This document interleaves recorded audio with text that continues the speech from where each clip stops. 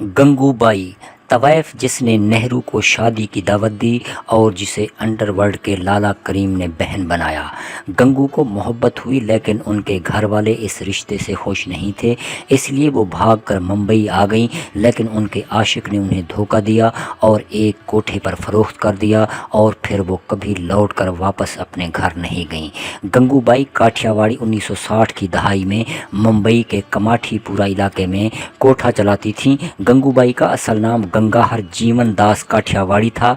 उनकी पैदाइश और परवरिश गुजरात के इलाके काठियावाड़ में हुई थी। उन पर बनने वाली एक नई फिल्म दरअसल माफिया क्वींस ऑफ मुंबई नामी एक किताब पर मबनी है, जिसके मुसन्निफ हुसैन जैदी और जैन बोरगेस हैं। अब इंडियन फिल्म साज संजय लीला भंसाली ने गंगूबाई काठेवाली की जिंदगी पर फिल्म बनाई है। अदाकारा आलिया भट्ट ने गंगूबाई का किरदार निभाया है। फिल्म हाल ही में रिलीज हुई है।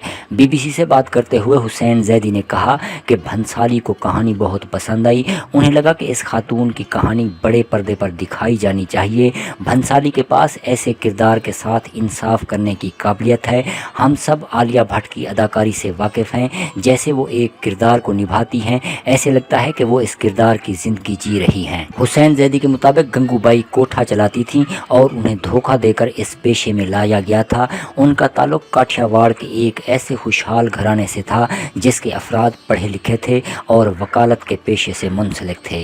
गंगू को रमनैक लाल नामी एक अकाउंटेंट से मोहब्बत हो गई थी, लेकिन उनके घर वाले इस रिश्ते से खुश नहीं थे, इसलिए वो भागकर मुंबई आ गईं। लेकिन रमनैक लाल ने उन्हें धोखा दिया और कमाठीपुरा के कोठे पर फरोख्त कर दिया। तब उन्हें एहसास हुआ कि अब वो कभी अपने घर वापस नहीं जा सकती, क्योंकि उनका ख़ानदान उन्हें कबूल ही नहीं करेगा। इसलिए उन्होंने हालात से समझौता किया और बतौर तवैफ काम करने लगीं। वो गैंगस्टर नहीं थीं, वो अंडरवर्ल्ड का हिस्सा भी नहीं थीं, लेकिन ऐसे काम से मुंसलिक थीं जिसे इज्जत की नज़र से नहीं देखा जाता था। जैसे जैसे वक्त गुजरा वो कमाठीपुरा रेड लाइट इलाके की सरबराह बन गई। इस तरह से वो पहले गंगा से गंगू बनी और फिर गंगू से मैडम। गंगूबाई ने कमाठीपुरा में होने वाले मकामी इंतखाबात में हिस्सा लिया और जीत हासिल की। इस तरह वो गंगू तवैफ से गंगूबाई काठेवाली बन गई। काठेवाली का ताल्लुक दरअसल कोठेवाली से है।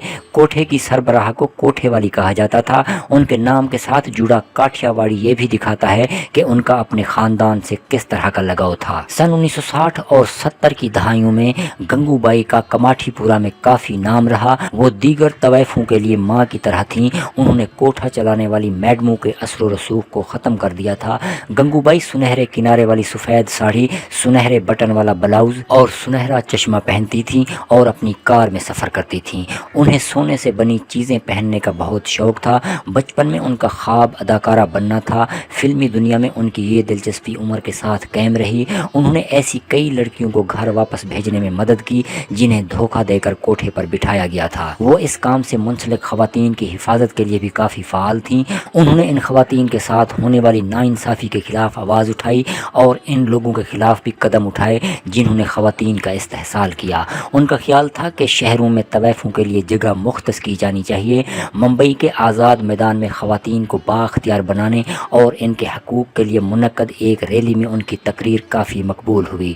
गंगूबाई के इंतकाल के बाद कई कोठियों पर उनकी तस्वीर लगाई गई और उनके मुजस्मे नस्ब किए गए। कमाठीपुरा में पेश आने वाले एक वाक़े के बाद गंगूबाई का रोब और भी बढ़ गया। एक शख्स ने कोठे पर गंगूबाई से बदसलूकी की। उसने उसके साथ ज़बरदस्ती जिस्मानी ताल्लुक़ कायम किया, उन्हें ज़ख्मी किया और पैसे भी नहीं दिए। और ऐसा एक से ज़्यादा मरतबा हुआ। एक बार तो सूरत हाल इतनी बिगड़ गई कि उन्हें हस्पताल ले जाना पड़ा। तब उन्होंने इस शख्स के बारे में मालूमात जमा करना शुरू की। उन्हें पता चला कि शौकत खान नामी इस शख्स का ताल्लुक़ करीम लाला के गैंग से था। अब्दुल करीम खान को अंडरवर्ल्ड में लोग करीम लाला के नाम से जानते थे। गंगूबाई करीम लाला के पास गई और उन्हें वो सब कुछ बताया जो उनके साथ हो रहा था। करीम लाला ने गंगूबाई की हिफाजत करने का वादा किया। अगले दिन जब शौकत खान कोठे पर पहुंचा तो اس کی خوب پٹائی کی گئی۔ کریم لالہ نے گنگو بائی کو اپنی بہن بنا لیا اور اسی کے ساتھ اس علاقے میں گنگو بائی کا رعب اور دبدبہ کافی بڑھ گیا۔ سن 1960 کی دہائی میں کماٹھی پورہ میں saint Anthony girls high school قائم ہوا۔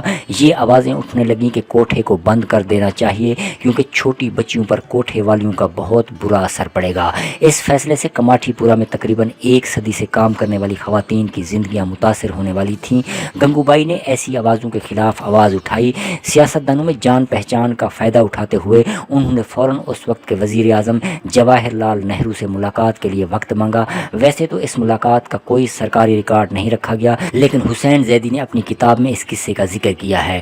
زیدی نے مافیا کوئنز آف ممبئی میں لکھا ہے کہ اس ملاقات میں گنگو بائی کی ہوشیاری اور واضح خیالات سے نہرو بھی حیران رہ گئے۔ نہرو نے ان سے سوال کیا تھا کہ وہ اس پیشے میں کیوں آئیں جبکہ انہیں اچھی نوکری یا اچھا شوہر مل سکتا تھا۔ کہا جاتا ہے کہ اس ملاقات میں گنگو بائی نے فوراً نہرو کو ایک پیشکش کر دی۔ انہوں نے نہرو سے کہا کہ اگر وہ انہیں بیوی کے طور پر قبول کرنے کو تیار ہیں تو وہ یہ پیشہ ہمیشہ کے لیے چھوڑ دیں گی۔ اس بات سے نہرو حیران رہ گئے اور انہوں نے انکار کر دیا۔ تب گنگو بائی نے کہا کہ وزیر اعظم صاحب ناراض نہ ہوں، میں صرف اپنی بات ثابت کرنا چاہتی تھی۔ مشورہ دینا آسان ہے لیکن اس پر خود عمل کرنا مشکل۔ نہرو لاجواب ہو گئے۔ ملاقات ختم ہونے پر نہرو نے گنگو بائی سے وعدہ کیا کہ وہ ان کے مطالبات پر غور کریں گے۔ خود وزیر اعظم کی مداخلت کے بعد کماٹھی پورہ سے ان خواتین کو ہٹانے کے منصوبے پر بھی عمل نہیں ہوا۔